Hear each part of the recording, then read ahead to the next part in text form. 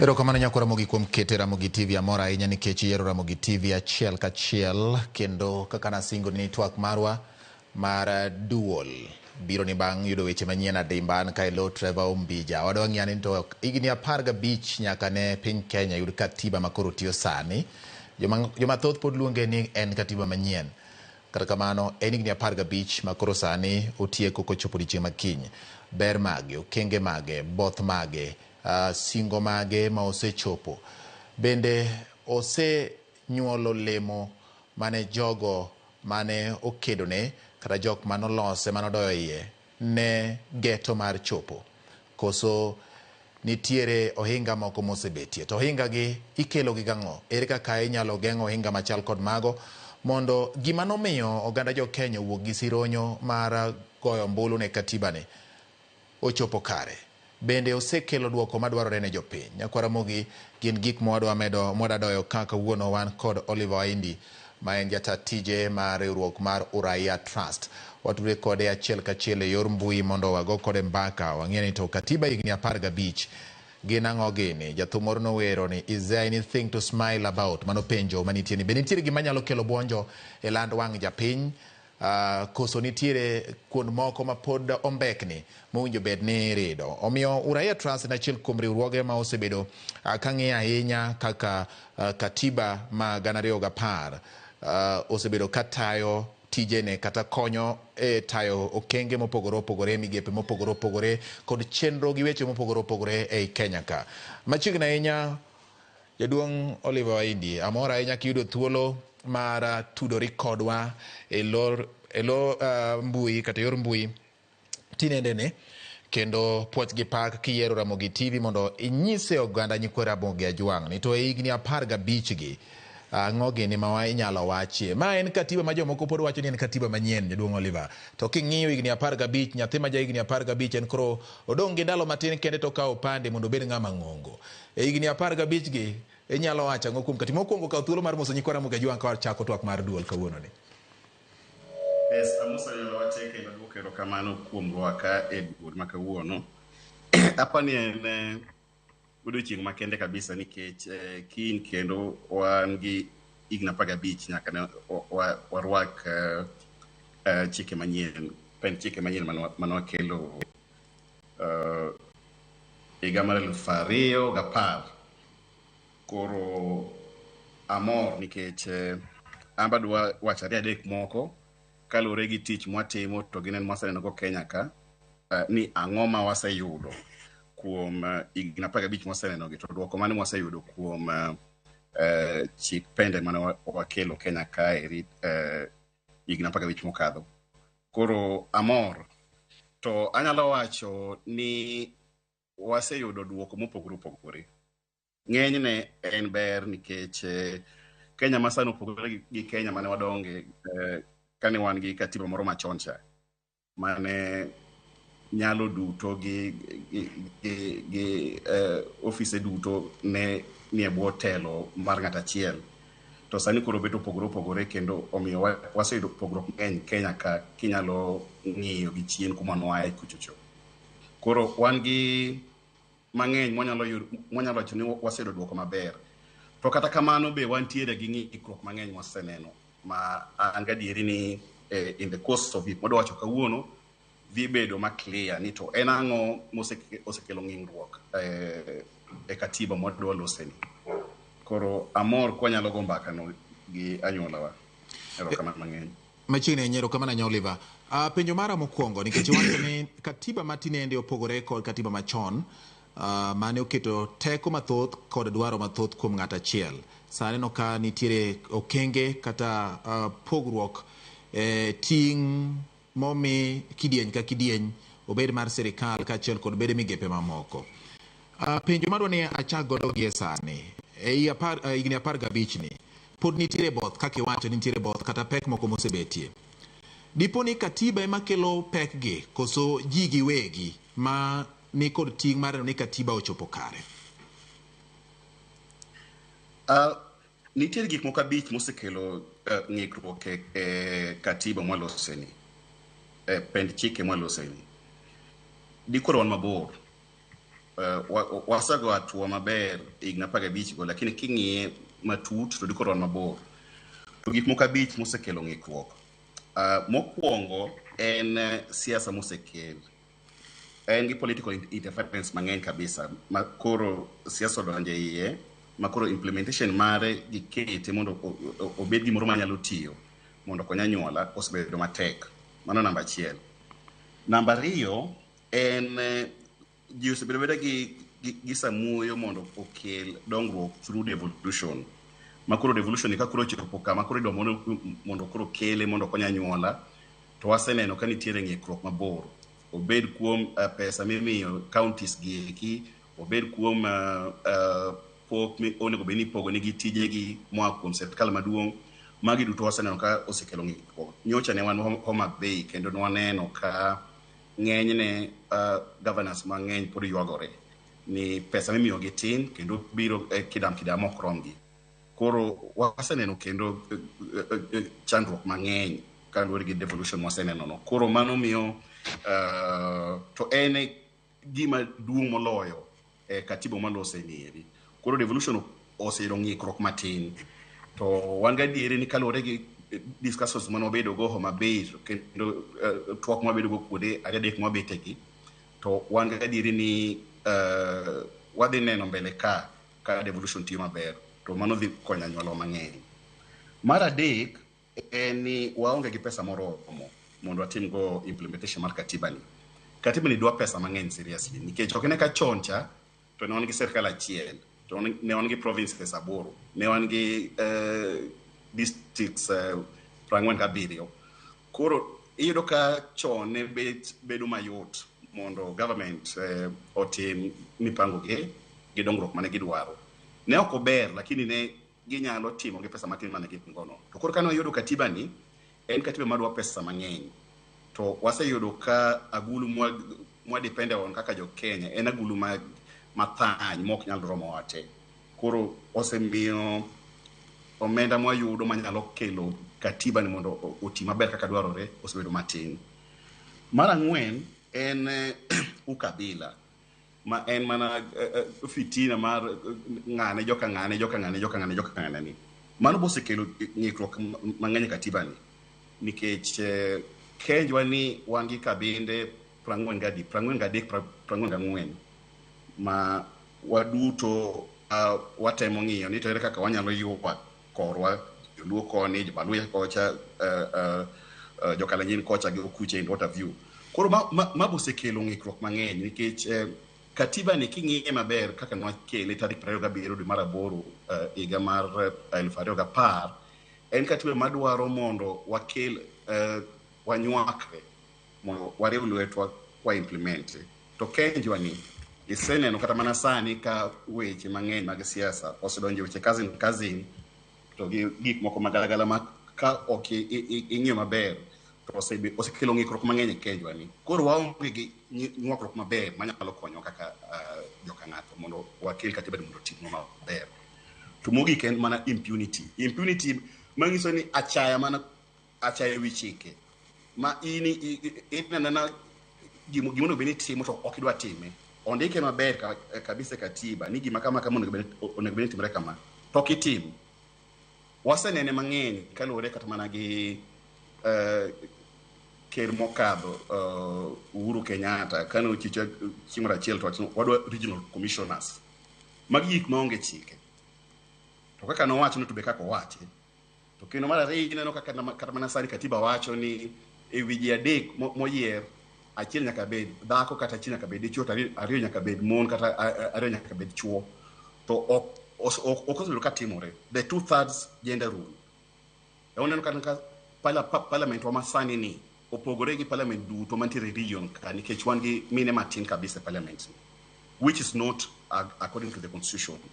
Koro gik mang'eny matimore nikech ji mang'eny bochayo chike.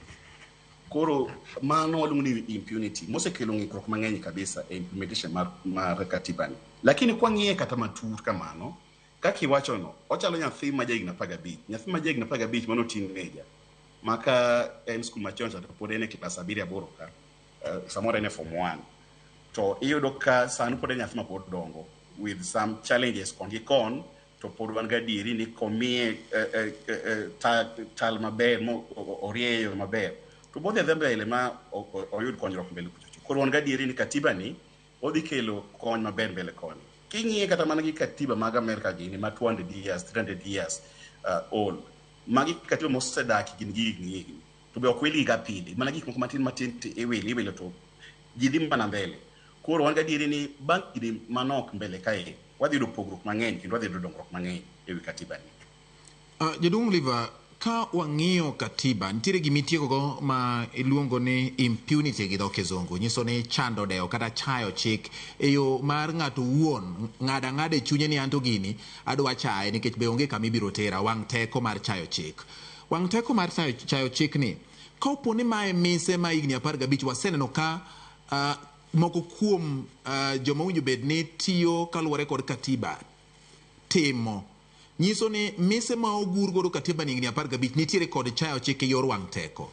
Ere kaka mae inyalo loki nikech gik kapo ni midhiero ma oseneno ok olok sani kata ok otimnegi lokruok gie sani to ginyalo dhi mbele mathoth ahinya. Ang'o mowinjo bed ni itimo, Oliver?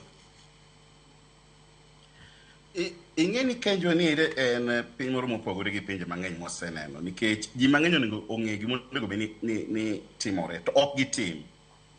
Koro king'iye kata mana matut gi chandruok moseneno gi midhiero mang'eny ma jo-Kenya oseneno higa mokadho ni to gi higa ni edi kaluwore gi tungni mang'eny manoneno mag Gen Z to gi mag Sabasaba gi gieki, iyudo ka ji mang'eny ong'e gik makelo chandruok gi midhiero ne jo-Kenya. Ji mang'eny ong'e solutions ni gima kama kotim to nyalo kelo konyruok to ji ok tim. Koro osechandowa ni to en ang'o momiyo wang'e gima itimo to ok timre. To kwanone matut to wase realize ni gima chando jowa mang'eny en ni mbele ka ne wan gi ukabila moro manobiro maka ng'ato mako wadu kata makosa to kikwongi ng'i ni to ng'ano to makosa mane, ikwongi ng'i ni to en kabindwa, to ka en kabindwa to wakanye, en jakano kan ose en janyakach. Koro ing'i from the point of view ni wadak tetea jowa. Osekelo midhiero mang'eny nikech kata mana sani kineno gik matimore kata mana sani obed NADCO obed gik makiani broad based gin ma gik maonge gi katiba adieri ma Nyasaye. Tiro ka jowa to pod okawe mana matek. Koro king'e to ang'o miyo ok walu katiba, nikech kolu katiba ma katiba bedo implemented, we don't need NADCO. NADCO gine go iko mago gik ma we will not need. Nikech katiba en very clear, Bill of Rights en very clear. Ng'ato nigi ratiro mar dak e piny ni. Ng'ato nigi ratiro mar dhi e skul, mar yudo tich, mar chiemo, mar yudo pi. Koro ok en gima onego bed ni pod wagoye mbaka, nikech en chik manosegol moketo pi. Lakini wan gi a very bad attitude kaka anyuola, kaka jowa, kaka jo-Kenya. Ni gini ka jotendwa ok owacho to jotelo go onego bed ni tiyo gi chikegi. Ni ka jotendwa ok owacho gini ok timre. To ka jatelo wacho gima rach wang'e ni rach, kaka nyochi winjo moko wacho ni wabro kwalo nyaka ombulu to onge gima itimogi. Manyiso ni kejwa ni wasechopo kamoro ma anakia ni ang'o minyalo konywa go maber. Seche moko waparo ni samoro lemo mane Ogindo lemo nago State House cha inya paro lemo mane pastor Ogindo lemo nago samoro lemo ne moro wadwaro nikech wang'e gima onego bed ni timore to ok watim. But an gadieri ni kuma wachimo ni taparo ni koro odhi bedo maber matin nikech waneno pogruok. Kata mana sani ti luoro moro ka ng'ato dwa timo makosa to kata mana kawuoni neno kaluwore gi pend chike ma wan go ka telo mar Minister of Health olunga gi ni the PS to gi Adan Duale oloro siptende mang'eny ma oyudo ka kwelo magi gik machon dino kotimore. To kendo yudo kata mana sani ka wan gi tungni between the executive ma president nyocha wacho mabei ni parliament oting'o jo black mang'eny.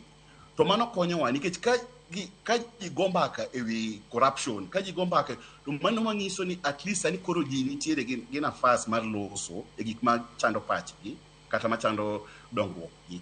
To magi gik madwaro Kenya ka. Koro waneno sam pogruok manyalo konyo mbele ka. To kwang'iye maber to higni 15 di koro wan mabor kane be ni ji oluoro chike. To chike go nyaka luor from top to bottom.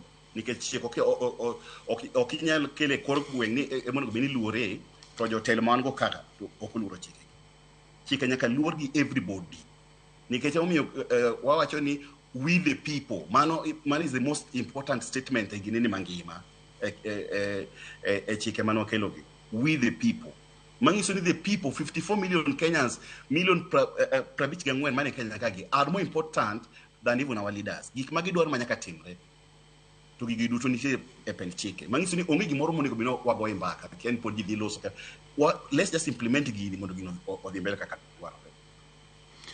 Nyakora mogi twak dhi nyime kendo wan ka kod Oliver Waindi jata tije ka duol mar Uraya Trust wang'iyo higni 15 mar katiba matiyo sani.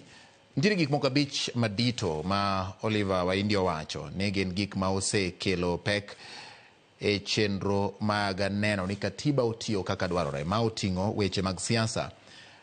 Telo moter machiegni kod jopiny kata devolution ma bende en achiel kuom mano ma samoro nitiere kod pek moko mosebeti ka governors yuago nok mar omenda kopim kod ting' ma ochwalnegi. Bende nyakwara mogi okone 2 wi 3 mar neno ni chwech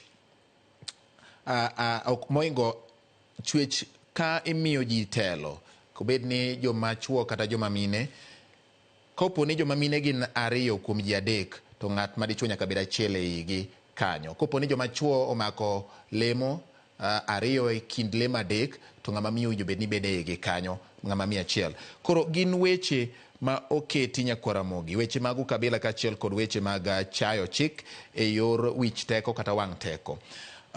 Oliver, pod wadawo mana i weche mag katiba gi e wach mar gima jopiny kata gima jatelo owinjo bed ne timo to ok gitim. Resruok wuok kanye ka opo ni ing'eyo gima owinjo bed ne timo to ok itime. Donge katiba pod oketo lai mowinjo bed ni luwo kodi nikech koro in ng'ama ochayo chik. Ere kaka ma inyalo chopi?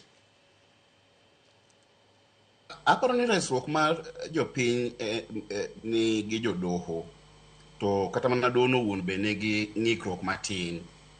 Koro gisetemo bergi but ineno ka nyocha Chief Justice Martha Koome do yuagore ni omenda mimiye tin koro ok miye nafas mar tiyo maber kaka doher. Koro waseparo ni to ang'o ma wanyalo konyego mondo giyud nyalo gi teko mar timo tijgi independently. To mane resruok ma jopiny nigo. To gima waseneno kaka uraia to kendo kaka sekta wanie ng'eny ng'ikruok mwaseneno ok wuok kuom jopiny ama na kuom jotelogi. Emomiyo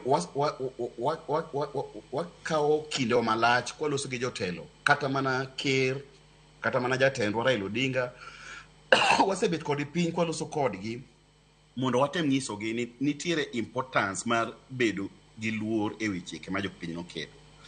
Koro magi duto wakwayo ni jotelo ema nyaka konywa winjo ni to ere kaka ginyalo rito chike malo kuchocho. Nikech ka jotelo rito chike malo kuchocho to piny ka biro bedo mayot kabisa. To japiny onge gi ratiro mar rito chike ka gineno ka jotendgi kuchocho ocha chike go eko. To resruok ma wan go en mana e wi doho. Koro konyo doho mondo doho bed motegno kabisa mani gima nyalo konyowa. To watemo kaka civil society mondo wamed mijing'o ne doho seche moko be wamanyo nigi omenda mondo gibed gi nyalo no. Moko kuom oganda oseseyo do ni do itiyo ahinya mar thiro kenge samoro moketi mar puodho kata rieyo chike. Ka samoro bende ikoni chike gi pod ginyien kata bed ni gin higni 15 ma do bende pod medo nono kolo itiendgi ka ipimo kod gik ma samoro osetimore chien. Oliver, king'iyo kaka do setiyo gi chike masani nikech ikoni samoro nitiere gimoro mane dwa tim to ng'ato seringe do iyudo ka nitiere gimiluongo ni injunction kata orders moketi ma do temo kumo godo kata chungo godo gik moko ma samoro nyalo kelo ber mapiyo ne jo Kenya mondo katiba ni oti kaka dwarore. Diponi ma ben achiel kuom midhiero kata pek mosebedo neno ni ochwal dwaro kaluwore kod katiba koso gina jok ma dwa tiyo kod wich teko e chopo dwachgi ema ka doho ochungo to gibedo gi ng'ur ni doho samoro tiyo ma ok ber. Ing'e ni doho nieri doho ng'iyo ratiro mar ji duto. Koro in mitero kes ni Nairobi doho ng'iyo mari, ng'ama itero cha be doho ng'iyo mare. Koro back and forth no to chuno ga kamoro amora mantiere luor mar chike to doho nigi nafas mar winjo both sides, nikech ng'ama okelo kes ne ni mondo winji en gi ratiro mondo winji, to ng'ama oter cha be en gi ratiro mondo winji. Koro ok wanyalo wacho ni en gima rach. To gima osebedo marach gi doho kwaseneno Kenya ka en ni ji mang'eny kendo ng'eny ne mana jotelo osetiyo gi doho mondo gikel ng'ikruok e chikewa. King'iyo kata mana gik mane waneno last year but one, jok moko mano kuom gi kuo to gi weche mag corruption, to kane sirkal odonjo to gol gi te. Koro ok inyalo wacho ni chike ok ti. Mano ne ng'ato donjo e weche otiyo gi teko ne gagogo modhi odonje doho moketho chikego, to mano ok en wach maber kata matin. Kinyalo weni doho nafas mondo tim tijegi, to hapo ni wanyadhi mabor kabisa. Problem wan go ni ji ok omi doho luor. Wami doho luor, wami gi support mondo gitim tijgi. En sa adi miwacho ni chik tiyo gi sa adi miwacho ni chik ok ti? Ing'e ni inyalo paro kata mana ndalo elections. Kose go ombulu mar president to ji odhi e court ma court ose decide ni ng'ama kama kama emoyombo. Yes. Be ji dhi mbele manyiso ni nitiere sama ji omiyo doho luor. To ng'enyne kochopo gik moko matindo tindo gieki tiyudo ka ji ok omiyo doho luor. Koro ng'ato dhi to maka case kata gima nyalo kelo dongruok mondo kela tungni e doho mondo ket sa manero benitie. But gima ng'eyo maber manyalo wacho ni doho gima important nikech gin jok maloso go pile. Martha Koome ma Chief Justice gi jogegi magi jok ma osebedo tayari mondo konywa, kendo kata kiloso kode tiyudo ka en gi rieko gi nyalo gi paro, but gima odwaro mang'eny en support moko yud maber. Ok oyud maber nikech kata king'iyo kata mana allocation imiyo jodoho in terms of budget en pesa matin kabisa. Koro gionge gi nyalo mar timo gima giyiero. To the best way mwanyalo implement go katiba ni ma katiba tine jo piny maber en keto ineno bede government gi duto, obed judiciary government, obed judiciary, obed legislative, obed executive, ng'ato onego beni nigi kore matiyo tije. Waseneno ka parliament kata mana sani ji yogore nigi kabisa ni parliament osemuony gi executive. Koro tijgi mane monego beni gitiyo ogi mar oversight cha en mana tuni gi weche mang'eny ga yan e kor gweng' interview. To kane beni gitete tijgi maber ma gitimo oversight, to executive timo implementation maber, to judiciary be ng'iyo ni to ang'o ma ong'ikni kama e weche chike mondo losi. Wan gi piny maber wan ga diri maber ni mag chike gi koket maber to ginyalo tine jo Kenya maber kabisa. To mane lembwa, to mane gombowa, nikech kenjwa ni ber seriously ma kwarito gi chike manomiwagi to wanyalo dhi mabor ma nyithindwa gi nyikwawa nyalo yudo Kenya maber ma gidake, ma they don't have mondo gidhi America, mondo gidhi Saudi Arabia, mondo gidhi giticho. Wan gi piny ma ginyalo dake maber, to chike gi to nyaka wariti mo make sure ni piny ni ji duto obed ker, obed ng'awa, ji duto nyaka rit chik maluor chik, nikech waduto wan e bwo chike. Jaduong' Oliver, ntiere penjo mar weche mag mibadhi mani mulo chien kacha ni achiel kuom gik ma osekelo pek ahinya ne chopo kare dwaro mar katiba en gima nyaka gi kinde ni ji goe mbaka, kendo igoe mbaka ka iwacho ni nyaka jolos chike gin moko kowuok kuom jatend piny wuon William Ruto wacho ni nitiere nyaka mibadhi ma ichich ni nitiere ei od bura, obed od bura mamalo kata od bura mar Senate kinde ma gitayo chenro maggi. Bidhruok, integrity mar dhano kod mar pend chik mar katiba ne kanye nyaka gie sani higni 15. mar katiba ma wan go sani? Ineno chapter 6 mar constitution maloso about integrity, maloso about kido maber gi gik monego bed ni wang'eyo kuom dhano kapok ayierogi. En e constitution eri. Chapter 6 duto loso sewi gino, ng'ama onego bed ni yiero. To wachalo jok ma, yani igeni seche moko ang'iyo ga tapenjora ni to kenjwa ni. Wadwa chalo mana jok mano omi Yesu gi Barnaba ni to ere mudwaro. To jogo mbona nduni Yesu mane reso ano ero to mane konyo kongi kono kwadware, wan Barnaba mane gowa kongi kono ng'ane modwaro. Kenjwa ohero Barnaba kendo en gima miyo midhiero serious gi paro mang'eny. To ang'o momiyo wanyalo yiero mana jok maricho richo? To wanga adiri maber ni kwaluwo chapter 6 mantiere constitution ni oket maber ni to ng'ama onego bed ni yiero. Jok man gi mibadhi emwahero. Ng'ato ochaka tich kaunti ka, wang'e msara moyudo, wang'e kuma oaye, wang'e dalagi, wang'e anyuolagi, onge gi nyalo mang'eny malich. To kiny en gotel maduong' ma 5 star. To ok inyal penjo, kiny ne to biro e gweng' odwa bedo MCA kata MP. To kupenji ni to ogolo pesa ni kanye. To ni kugolo ok udwarwa, ok udwar anyuola, ok udwar ang'o. Koro obedo ladhruok gi weche moko magalagala matindo tindo mok ber. To kwanyalo bedo joratiro as a people.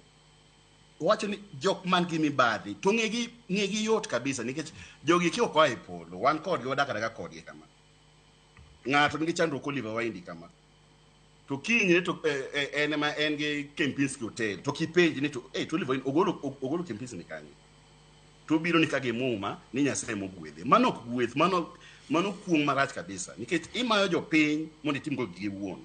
To mane emoseneno Kenya ka. Koro gima watimo sani en tiyo gi serikal kwa loso wan kaka jo civil society mondo wang'e ni chapter 6 ni ere kaka wanyalo implement fully. Sirikali bende achiel kuom jok miseyo ni ok lure gi chapter 6 ni, ere kaka utiyo kodgi kaka manyalo konyo?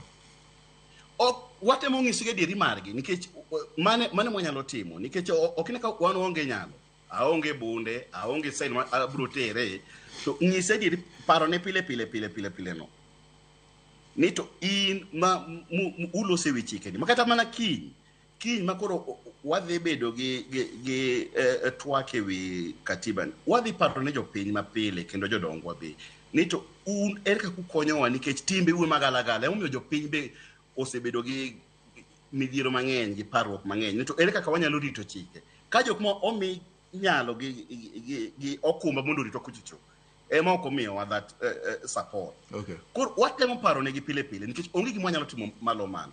Sawa. But ok en gima ber kata matin ni wang'e jok man gi mibadhi Kenya ka to gin ma pod wayierogi.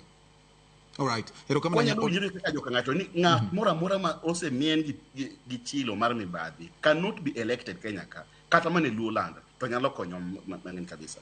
Nikech kiyiero jakuo to kuno odhi mana mede, ok ni koro yier ni koro odhi bete mo ni koro odhi pogore, odhi bedo was nikech koro en mo en e dero. Okay. Erokamano Oliver kuom yudo thuolo mar loso kodwa. Ok ang'eyo ni wachni mogik minyalo ng'iso japiny, ting' mar japiny e katiba ni, gima nyako tim e thuolo ma ok tin ne ma ok ng'eny ne second 30 kama mondo watiek twak marwa. Wan gi geno mang'eny kaka jo Kenya to kendo kaka nyuolawa ni katiba ni ema nyalo konyowa. Okay. Nyithindo oseyudo midhiero mang'eny Kenya ka.